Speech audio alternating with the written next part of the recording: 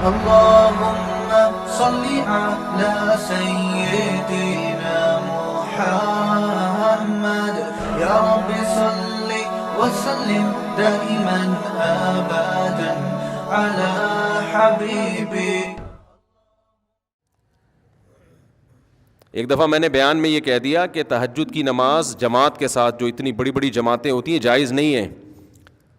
تو نیچے لوگوں کے کمنٹس آئے ہوئے تھے, لو جی ایک نیا مسئلہ آ گیا, تہجد بغیر. پھر پوچھنے لگے اس کی دلیل کیا ہے, کوئی حدیث کا ریفرنس تو دیا نہیں مفتی صاحب نے, بس مسئلہ بتا دیا. اتنے نیچے نیگیٹو کمنٹس کہ ان لوگوں کو یہ اپنے فرقے کے گول کیپر ہیں, یہ اپنے فرقے کو پھیلانے کی کوشش کر رہے ہیں. دیکھو بغیر دلیل کے, جس بیچارے کو یہ نہ پتہ ہو, جن بیچاروں کو کہ دلیل اس کے ذمے ہوتی ہے تو دعویٰ کرتا ہے. دلیل کس کے ذمے ہوتی ہے؟ جو دعویٰ کرتا ہے. جو دعویٰ کرے گا نا کہ تہجد کی جماعت اتنی بڑی ہیئت کے ساتھ کہ پبلک کو بلا کے اکٹھے جماعت کرائی جائے, وہ ایک نیا مسئلہ بیان کر رہا ہے. اس سے ہم پوچھیں گے قرآن و سنت سے اس کا ثبوت دکھاؤ, کہیں بھی نہیں ہے. تو دلیل اس کے ذمے جو اس عمل کو جائز کہہ رہا ہے, جو ناجائز کہہ رہا ہے اس کے ذمے ریفرنس پیش کرنا نہیں ہے. وہ بغیر ریفرنس کے اس کی بات زیادہ مضبوط ہے. نہیں آئی میرا غلط بات سمجھ میں کہوں وسیم بھائی نے میرے 1 لاکھ روپے چرائے ہیں, اللہ نہ کرے وسیم بھائی ایسے نہیں ہے.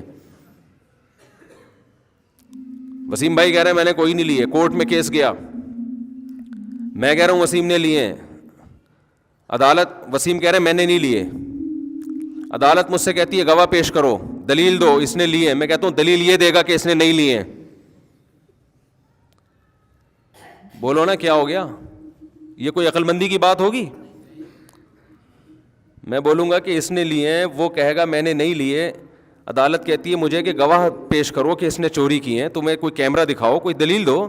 میں کہوں یہ دعویٰ کر رہا ہے کہ اس نے نہیں لیے, یہ دلیل پیش کرے گا. یہ عدالت کہے گی بھائی پہلے اپنی کھوپڑی کا علاج کراؤ. تو قرآن و سنت کے ساتھ جو ہے نا, جو آج کل نئے نئے اسکالر آ رہے ہیں, انہوں نے اسی طرح تختہ مشق بنایا ہوا قرآن و سنت کو. انتہائی فضول بات ہے کہ قضائے عمری پہ دلیل مانگیں کہ نمازیں جب 10 سال کی اکٹھی ہو جائیں تو دلیل دو کہ یہ پڑھنا ضروری ہے. یہ ایسا ہی حماقت ہے کہ جیسے میں کہوں وسیم نے مجھ سے 1 لاکھ روپے لیے, وہ کہہ رہے نہیں لیے, میں کہہ رہا ہوں دلیل دے کے نہیں لیے. نماز ذمے سے ساقط نہیں ہوتی جب تک قضا نہیں پڑھو گے آپ, اور توبہ بھی اور قضا بھی. تو دلیل اس کے ذمے جو کہے کہ 10 سال جب اکٹھی ہو جائیں تو بغیر توبہ بغیر قضا کے معاف ہو جاتی ہیں, وہ دعویٰ کر رہا ہے, وہ نماز آپ کے ذمے سے ساقط کر رہا ہے جو اللہ نے فرض کی ہے. اس ساقط کرنے کی کیا دلیل ہے؟ آپ کوئی ایک ضعیف حدیث بھی پیش کر دو. سمجھ میں نہیں آ رہی میرا خیال ہے بات. اتنا اسلام کا بھاری بھرکم حکم, جس سے بڑا اسلام میں کوئی حکم ہی نہیں ہے. 10 20 سال ہو گئے پیتے رہے, نماز ہی گول کر دی. اب جب توبہ کی توفیق ملی ہے تو دین اللہ احق ان یقضا, حدیث میں آتا ہے اللہ کا قرضہ اس بات کے زیادہ لائق ہے کہ وہ ادا کیا جائے. ہم نے تو حدیث بھی پیش کر دی, ان کے پاس تو حدیث بھی نہیں ہے. اگر ہم حدیث نہ بھی پیش کرتے یہ والی, پھر بھی یہ عقل کی بات ہے, لاجک کی بات ہے کہ جب انسانوں کا قرضہ دینا ضروری ہے تو اللہ کا قرضہ بھی ضروری ہے. وہ اور نماز جیسا قرضہ وہ تو کبھی بھی ساقط نہیں ہوتا. نبی صلی اللہ علیہ وسلم سے میدان جنگ میں نماز قضا ہوئی, کیونکہ اس وقت میدان جنگ میں نماز کیسے پڑھی جائے گی یہ طریقہ نازل نہیں ہوا تھا. آپ نے پہلے اس کو قضا پڑھی ہے آپ نے, اس کے بعد بقیہ نمازیں پڑھی ہیں آپ نے. تو مدعی کون ہے جو یہ کہے کہ اتنی ساری نمازیں جب ذمے میں رہ جائیں گی تو وہ قضا پڑھے بغیر ہی معاف ہو جائیں گی؟ یہ شخص دعویٰ کر رہا ہے. اس سے ہم کہتے ہیں کہ اندھی تقلید مت کرو اپنے باپ داداؤں کی, آپ قرآن و سنت سے اس کا حوالہ پیش کرو. سمجھ میں آ رہی ہے بات؟ چاروں ائمہ کا, تمام فقہا کا اتفاق ہے کہ جب نماز ذمے میں جب قضا کر دی آپ نے تو توبہ اس بات کی کرنی پڑے گی کہ وقت پہ کیوں نہیں پڑی. لوگ کہتے ہیں نا توبہ سے تو گناہ معاف ہو جاتا ہے, تو گناہ معاف ہو جائے گا, لیکن وہ جو آپ کے ذمے نماز واجب ہوئی ہے وہ معاف قضا کے بغیر نہیں ہوگی. سمجھتے ہو کہ نہیں سمجھتے؟ لیکن وہ آپ دیکھو کتنا قضائے عمری پہ تماشا بنایا آج کل نئے نئے اسکالرز نے کہ قضائے عمری بس اللہ غفور رحیم ہے. اللہ پہ تم ایک چیز ڈال رہے ہو بغیر دلیل کے, اللہ غفور رحیم ہے, اتنا یہ کافی نہیں ہے کہ 10 سال کی نمازیں وہ جو آپ نے ٹائم پہ نہیں پڑھی وہ معاف کرنے کے لیے تیار ہے. یہ مطلب ہے غفور رحیم کا. یہ مطلب نہیں ہے کہ جو اس کا حق ہے وہ بھی آپ پی جاؤ گے, وہ تو آپ کو دینا پڑے گا. زکاتیں بھی ذمے سے ساقط نہیں ہوتی. 20 سال زکات نہیں دی تو 20 سال کی زکاتیں بولو دینی پڑیں گی. رمضان کے روزے چھوڑ دیے ادا کرنے پڑیں گے. حائضہ عورت سے اللہ نے نماز کو ساقط کر دیا, اس پر فرض ہی نہیں ہوتی, لہذا اس کو پڑھنے کا حکم نہیں ہے. اس کا تقاضا یہ تھا کہ روزہ بھی اللہ نے اس سے ساقط کیا نا, ہونا یہ چاہیے تھا روزہ بھی معاف کر دیا جاتا, لیکن اللہ نے روزہ معاف نہیں کیا. تو یہ بتانے کے لیے کہ فرض میں اصل تو یہی ہے کہ قضا کیا جائے گا, چاہے اللہ کے کہنے سے ہی قضا کیا ہو. نماز میں اللہ نے اس کو چھوٹ دی ہے, لیکن وہ چھوٹ بھی اس لیے کہ وہ اللہ کے آرڈر پہ چھوڑ رہی ہے. آپ نے جو 10 سال نمازیں پی ہیں وہ اللہ کے کہنے پہ نہیں چھوڑی ہیں. بعض لوگ یہ دلیل دیتے ہیں کہ ما جعل علیکم فی الدین من حرج, اللہ نے دین میں تنگی نہیں رکھی ہے, تو 10 20 30 سال کی نمازیں قضا لگانا یہ تو حرج ہے دین میں. واقعی حرج ہے 30 سال کی نمازوں کا کسی کو حکم دینا پڑے, لیکن یہ حرج اس وقت ہے جب 30 سال کی نمازیں آپ اس سے ایک دن میں پڑھوائیں.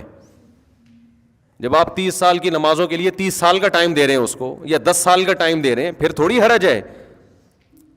تو یہ نئے نئے اسکالرس کو سننا چھوڑ دو خدا کے واسطے, یہ تمہیں جہنم کی آگ کی طرف لے کے جائیں گے. یہ ریفرنسز ہیں ان کے پاس, قرآن حدیث, آتا واتا ان کو کچھ بھی نہیں ہے.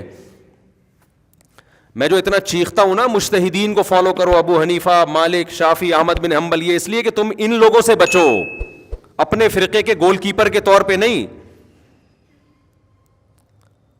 فوراً جب ہم کوئی بات کرتے ہیں نا تو فوراً یہ کہ یہ تو اپنے فرقے کے کیا ہیں, گول کیپر ہیں. یہ بات غیر مسلم بھی کرتا ہے. جب آپ اسلام کے برحق ہونے کی بات کرتے ہو, کہتے ہیں یہ تو چونکہ مسلم ہے لہذا اس نے کس کو سپورٹ کرنا ہے, اسلام کو. بھائی ہم مسلم ہونے کی وجہ سے اسلام کو سپورٹ نہیں کر رہے, اسلام کے مدلل ہونے کی وجہ سے مسلم ہیں. اسلام کے علاوہ ہمیں کوئی سمجھ میں ہی نہیں آتا. تو ہم جو چاروں ائمہ کے قائل ہیں نا کہ ان چاروں فقہ میں سے کسی ایک کو فالو کرو, اس لیے نہیں کہ ہم ان میں سے ایک کو فالو کرتے ہیں, بلکہ اس لیے کہ ہم فالو اس لیے کرتے ہیں کہ ان کا فقہ مدلل ہے, اس میں قرآن و حدیث کو صحیح طرح سے سمجھا گیا ہے, اور اس میں امت اختلاف اور انتشار سے بچے گی. اس کے علاوہ جتنے پیکج امت کو جوڑنے کے لیے دیے جا رہے ہیں وہ امت کو جوڑنے کے بجائے توڑ رہے ہیں. سمجھ میں آ رہی ہے بات کہ نہیں آ رہی؟ وہ پیکج بڑے جاندار, شاندار اور پرکشش, لیکن ان پیکجز پہ جب آپ عمل کریں گے نا تو اس میں ٹوٹنے کا عمل بڑھتا چلا جائے گا. ہر اسکالر ایک نیا فرقہ ہے اور دعویٰ یہ کرتا ہے کہ میں قرآن و حدیث کے علاوہ کسی چیز کو نہیں مانتا, لیکن 4 اسکالر ہوں گے تو چاروں کی الگ الگ رائے, 5واں ہوگا تو اس کی الگ رائے, 6واں ہوگا تو اس کی الگ رائے. چند چیزوں میں متفق ہوتے ہیں, باقی ہر چیز میں الگ ہیں. تو یہ امت کا ویسے ہی بیڑا غرق ہونے والا ہے جس طرح سے ابھی چل رہا ہے نا حساب کتاب. اور ان جدید جتنے اسکالرز ہیں نا ان میں ایک چیز کامن ہے, قضاء عمری کا سب کیا کرتے ہیں, انکار. قدیم جتنے اسکالرز ہیں مذہب کے ان میں ایک چیز قدر مشترک ہے, قضاء عمری کا کوئی بھی انکار نہیں کرتا. قضاء عمری سمجھتے ہیں کہ نہیں سمجھتے؟ تو کہاں ہم ابھی آتے ہیں, اس سے دوبارہ سے اصل ٹاپک کی طرف آؤں گا میں. تو وہ میں کہہ رہا تھا کہ اجتماعی حیت پہ قرآن خوانی کیا ہے میرے بھائی, بولو نا, جائز نہیں ہے. اس کیوں جائز نہیں ہے؟ جب اجتماعی سطح پہ کوئی عمل کرتے ہیں, جیسے تہجد ہے, تہجد میں نبی صلی اللہ علیہ وسلم نے لوگوں کو جمع کر کے کبھی نہیں بلایا, کوئی ایسی روایت نہیں ہے. ہمیشہ آپ نے تہجد پڑھی, 1 2 3 4 صحابہ آپ کے ساتھ شامل ہو گئے, یہ جائز ہے, ہم بھی اس کو جائز کہتے ہیں. امام ابو حنیفہ کو چونکہ قرآن و سنت بہت اچھی طرح سے آتا تھا لہذا اس عمل کو امام حنیفہ جائز کہتے ہیں. بھائی اتفاقی طور پر کوئی تہجد کے لیے کھڑا ہوا ہے, 2 4 آدمی اس کے پیچھے آ جائیں, اعلان کر کے کہ فلاں اتنے بج کے اتنے منٹ پہ ہمارے یہاں تہجد کی نماز ہوگی, تمام حضرات تشریف لے آئیں. اس کا ثبوت ہمیں قرآن و سنت میں نہیں ملتا, صرف رمضان میں حضرت عمر کے عمل سے ملتا ہے, تراویح جس کو کہا جاتا ہے, اس لیے اس کو نام بھی الگ دیا گیا. سمجھتے ہو کہ نہیں سمجھتے؟ اس میں اجتماعی حیت. اور حضرت عمر نے کیوں؟ اس لیے کہ نبی نے یہ رمضان میں 3 دن کیا, پھر چھوڑ دیا تاکہ فرض نہ ہو جائے. تو حضرت عمر سمجھتے تھے کہ آپ نے اس لیے چھوڑا فرض نہ ہو جائے, یہ اس کی علامت ہے، آپ اس کو زندہ رکھنا چاہتے تھے. تو اب فرضیت کا امکان ختم ہو گیا، لہذا حضرت عمر نے اس عمل کو دوبارہ شروع کرا دیا. تو رمضان گیا اور وہ تراویح کی نماز گئی. اس میں قیام اللیل کا بھی ہمیں ثبوت نہیں ملتا کہ الگ سے پھر رات کو اجتماعی حیت پہ نماز پڑھی جائے.